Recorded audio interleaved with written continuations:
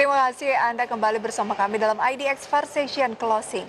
Setelah pemerintah menerapkan aturan dalam mengatasi krisis COVID-19, perusahaan-perusahaan dari berbagai sektor industri mulai melakukan penyesuaian bisnisnya mengikuti perubahan kebutuhan konsumen untuk mendorong daya beli konsumen.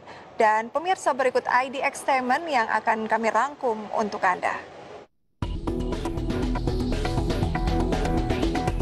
Pandemi COVID-19 dengan aturan social distancing ini rupanya membuat perubahan pada cara dan minat belajar masyarakat. Aktivitas belanja online kini jauh lebih diminati dibandingkan transaksi konvensional atau offline dan tatap muka. Mengutip data dari Bain & Company dan Facebook, kawasan Asia Tenggara mengalami peningkatan pembelian online selama pandemi COVID-19. Hal ini akan terus mengalami peningkatan meski pandemi COVID-19 mulai berakhir. Sistem belanja online dan juga pembayaran online dinilai lebih praktis daripada proses offline. Aktivitas belanja online bertumbuh besar hingga 3 kali lipat. Daya beli masyarakat terpengaruhi kondisi dan keadaan ekonomi. Seperti diketahui, setengah dari masyarakat Indonesia masih memilih untuk berbelanja langsung di toko dibandingkan belanja online. Namun demikian, mengingat pembatasan sosial masih berlangsung, masyarakat lebih memilih untuk eksklusif berbelanja online. Masyarakat melaksanakan belanja online lebih sering dari biasanya guna membeli kebutuhan sehari-hari seperti makanan, produk kebersihan, dan perawatan pribadi. Peningkatan permintaan juga terjadi pada kategori produk lainnya seperti hiburan, kecantikan, dan produk keuangan.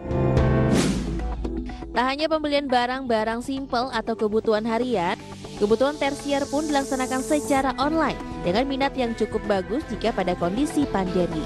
Di akhir Mei 2020 tercatat lebih dari 20% dari total penjualan mobil Honda di Indonesia dilakukan secara online.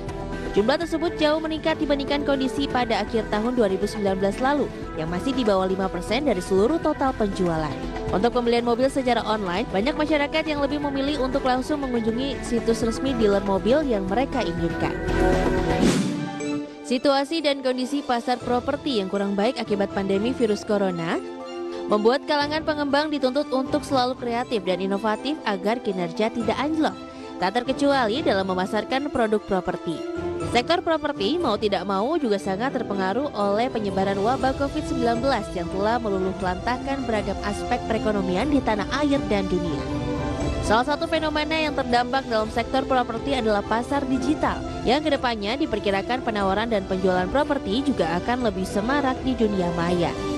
Dorong daya beli properti, pengembangan mulai beralih ke platform digital yang potensial termasuk website, media sosial, dan aplikasi telepon pintar. Dengan tujuan menghadirkan tur atau viewing perumahan atau properti lainnya tanpa harus keluar rumah. Emas adalah benda berharga yang telah diperjualbelikan sejak dahulu. Bahkan dahulu emas digunakan sebagai alat pembayaran atau alat tukar dalam jual beli. Sudah sejak berpuluh-puluh tahun lalu, emas dianggap sebagai investasi yang menguntungkan. Bahkan emas dijadikan salah satu bentuk investasi paling populer di Indonesia. Meski pandemi ini, daya jual beli masyarakat terkait emas cukup ramai. Bahkan saat ini emas diperjualbelikan secara online loh, baik emas investasi atau dijadikan sebagai hadiah. Beberapa perusahaan logam mulia pun berlomba-lomba nih memasarkan emas secara online melalui situs resmi web atau online store. Berbagai sumber, IDX Channel.